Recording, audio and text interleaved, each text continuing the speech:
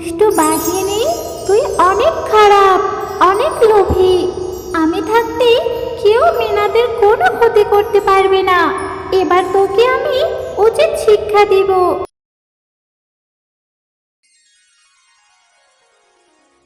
তুমি এখানে এভাবে মন খারাপ করে বসে আছো কেন?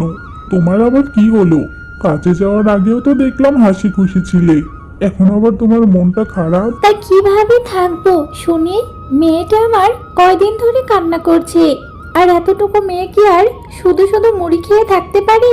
কি আর করব বলো? আমি তো আর কম চেষ্টা করছি না।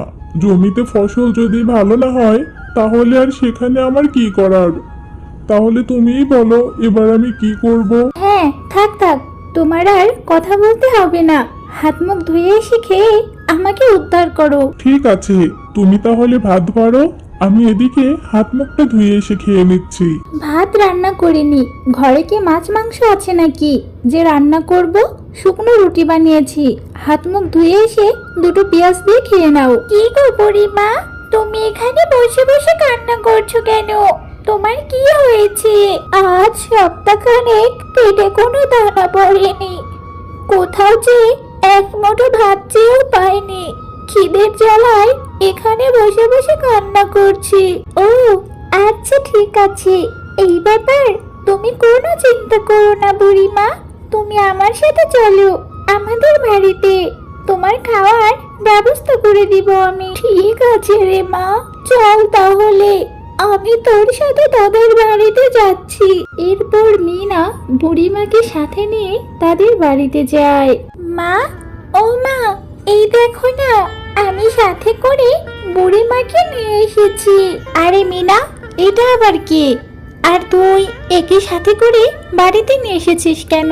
মা, আমি বাড়ি আসার সময় এই বুড়িমার সঙ্গে দেখা। বুড়িমা রাস্তার ধারে বসে কাঁদছিল খিদের জ্বালায়, তাই সাথে করে নিয়ে এসেছি। মা, তুমি বুড়িমাকে কিছু খেতে দাও। ধুর, আর ভালো লাগে না, বাপ মেয়ে সব এক। তা তাকে নিয়ে এসেছিস, তাকে খাওয়াবোটা কি? কেন মা, তুমি এভাবে কথা বলছো কেন? বাড়িতে কি কোনো খাবার নেই? বুড়িমাকে একটু খেতে দাও না মা। না, ঘরে আর কোনো খাবারই নেই, শুধু কয়েকটা রুটি বানিয়েছিলাম, সব শেষ। তোর জন্য শুধু দুটো রুটি রেখেছি, গিয়ে খেয়ে নে, আর একে বিদায় করে দে। এই কথা শুনে বুড়িমা সেখান থেকে চলে যায়। তুমি এভাবে বুড়িমাকে তাড়িয়ে না দিলেও পারতে, সে কয়দিন ধরে খাই নাই, তার কি আর ঠিক আছে? এভাবে তাড়িয়ে দেওয়া ঠিক হয়নি তাকে। এরপর মিনা বুড়িমাকে সেই দুটো রুটি দিতে যায়। বুড়িমা, ও বুড়িমা, তুমি ওখান থেকে এভাবে চলে আসলে কেন? তুমি কি মায়ের কথায় কিছু মনে করেছো? কিছু মনে করো না বুড়িমা, আমার মা অনেক ভালো। মা শুধু খাবার নেই বলে এভাবে কথা বলেছে। কি আর করব বল, তোর মাই তো আমাকে চলে যেতে বললো। আমি কি আর জোর করে ওখানে খেতে পারি? এই নাও বুড়িমা, এই দুটো রুটি খেয়ে নাও। বাড়িতে কোনো তরকারি নেই, তাই শুধু দুটো রুটি এনেছি। তুমি বরং এটা খেয়ে নাও বুড়িমা। তরকারি লাগবে না রে দিদি ভাই, তুই আমাকে বাঁচালি। আজ খাবার না পেলে হয়তো আমি মরেই যেতাম। ঠিক আছে বুড়িমা, তুমি এবার খাবারটা খেয়ে নাও, আমি বরং এখন বাড়ি চলে যাই। দাঁড়া রে দাঁড়া, আমার কাছে কিসের যেন একটি চারা গাছ আছে। তুই বরং ওই চারা গাছটি নিয়ে গিয়ে তোদের বাড়ির এক কোণায় রোপণ করে দিস। আমি বুড়ি মানুষ, আমি আর চারা গাছ দিয়ে কি করব? ঠিক আছে বুড়িমা, আমি এটা বাড়ির উঠোনে রোপণ করে দিব। আমি তাহলে এবার আসি। কি রে মিনা, তুই খাবার না খেয়ে কোথায় গিয়েছিলি? আমার জন্য যে তুমি দুটো রুটি রেখেছিলে, আমি সেটা ওই বুড়িমাকে দিতে গেছিলাম। বুড়িমা তো অনেক ক্ষুধার্ত ছিল, তাই বুড়িমার খাওয়াটা খুবই জরুরি। আরে শেফা, ও তো ঠিকই করেছে, আমারও বুড়িমাকে দেখে খুব মায়া হচ্ছিল। ঘরে কোনো খাবার নেই আর ও গেছে বুড়িমাকে খাবার দিতে। থাক এবার না খেয়ে, দেখ কেমন লাগে। বাবা, ও বাবা, দেখো বুড়িমা আমাকে কিসের জন্য একটা চারা গাছ দিয়েছে আর বলেছে বাড়ির উঠোনে লাগিয়ে দিতে। আরে, এটা তো একটা লাউ গাছের চারা। ঠিক আছে, তুই এটা ঘরের এক কোণায় লাগিয়ে দিস। এরপর মিনা সেই লাউ গাছের চারাটিকে রোপণ করে সকাল বিকাল গাছটিতে পানি দিতে থাকে।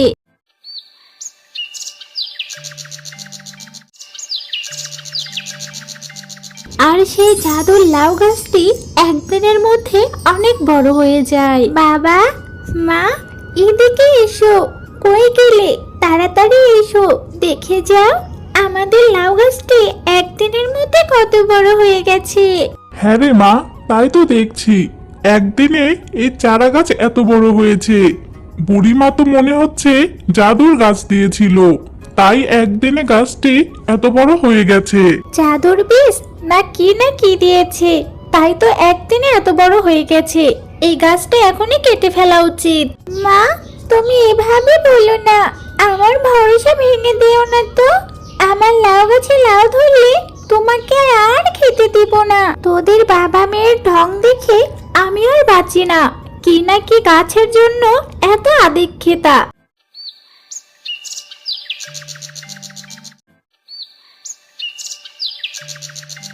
হ্যাঁ গো মিনার মা, দেখেছো আমাদের এই লাউ গাছে দুদিনের মধ্যে কত বড় হয়ে গেছে আর কত লাউ ধরেছে। এত লাউ আমরা তো খেয়ে শেষই করতে পারবো না। হ্যাঁ বাবা, কত লাউ ধরেছে। এখন আর আমাদের তরকারি ছাড়া ভাত খেতে হবে না। আমরা প্রতিদিন একটা করে লাউ খেতে পারবো। আর এগুলি তুমি বাজারে বিক্রি করেও বেশ ভালো টাকা পাবে। হ্যাঁ গো হ্যাঁ, এত লাউ ধরেছে যে আমরা খেয়ে শেষই করতে পারবো না। আর লাউগুলো দেখতে অনেক সুন্দর। মা, তুমি আর দেরি করো না, গাছ থেকে একটা লাউ পেড়ে নিয়ে তুমি বরং রান্না শুরু করে দাও। মিনা, তুমি অনেক ভালো। তুমি ওই বুড়িমাকে সাহায্য করার জন্য বুড়িমা তোমাকে আমাকে দিয়েছে। এখন আর তোমাদের কোনো অভাব থাকবে না। এ গাছের লাউ আর কখনোই শেষ হবে না। আহ, কি সুস্বাদু খাবার! এমন খাবার বোধহয় আমার জীবনে আমি খাইনি। আর এগুলো বাজারে নিয়ে গেলে যে একবার খাবে তার মুখে স্বাদ লেগে থাকবে, সে বারবার এই লাউ খেতে চাইবে। টুম্পা, এই টুম্পা, দেখ না, আমি তোর জন্য আমাদের গাছের লাউ নিয়ে এসেছি। এটা একটা জাদুর লাউ। এটা বরং তুই বাঘিনী কাকিকে দিস। এরপর টুম্পা সে লাউটি নিয়ে তার বাড়িতে ফিরে যায়। আরে টুম্পা সোনা, তুই এই লাউটা কোথা থেকে পেলি? আর তোকে এই লাউই বা দিল কে? মা, ও মা, জানো মিনাদের বাড়িতে নাকি একটা জাদুই লাউ গাছ আছে। তাই মিনা আমাকে এই লাউটা দিয়েছে রান্না করে খাবার জন্য। আরে কি, জাদুই লাউ গাছ? আর আমি থাকতে সেটা মিনাদের বাড়িতে থাকবে? কখনোই না। যেভাবেই হোক ওই লাউ গাছটা আমি নষ্ট করে ফেলবো। এরপর সেদিন রাতে বাঘিনী মিনাদের বাড়ির উদ্দেশ্যে বের হয়। আর মিনাদের বাড়িতে গিয়ে সেই লাউ গাছটি দেখতে পায়। আরে, এই তো সেই জাদুই লাউ গাছ। আর লাউ গাছটাতে তো অনেক লাউ হয়েছে। এগুলো বিক্রি করে শেফারা আমাদের থেকেও ধনী হয়ে যাবে। যেভাবেই হোক এই লাউ গাছটি আমার নষ্ট করতে হবে। দুষ্টু বাঘিনী, তুই অনেক খারাপ, অনেক লোভী। আমি থাকতে কেউ মিনাদের কোনো ক্ষতি করতে পারবে না। এবার তোকে আমি উচিত শিক্ষা দিব, যাতে তুই মিনাদের ক্ষতি করার কথাও না ভাবতে পারিস। ওরে বাবা রে, ওরে মারে, জ্বলে গেলাম, মরে গেলাম। আমি আর এমন ভুল কখনোই করব না। আমি আর মিনাদের ক্ষতি করতে আসবো না। আমাকে ছেড়ে দাও জাদুর লাউ গাছ। এবারের মতো তোকে ছেড়ে দিলাম। হ্যালো বন্ধুরা, গল্পটি ভালো লেগে থাকলে চ্যানেলটি সাবস্ক্রাইব করে দিবেন এবং পাশে থাকা বেল আইকনে প্রেস করে আমার পাশেই থাকবেন। ধন্যবাদ।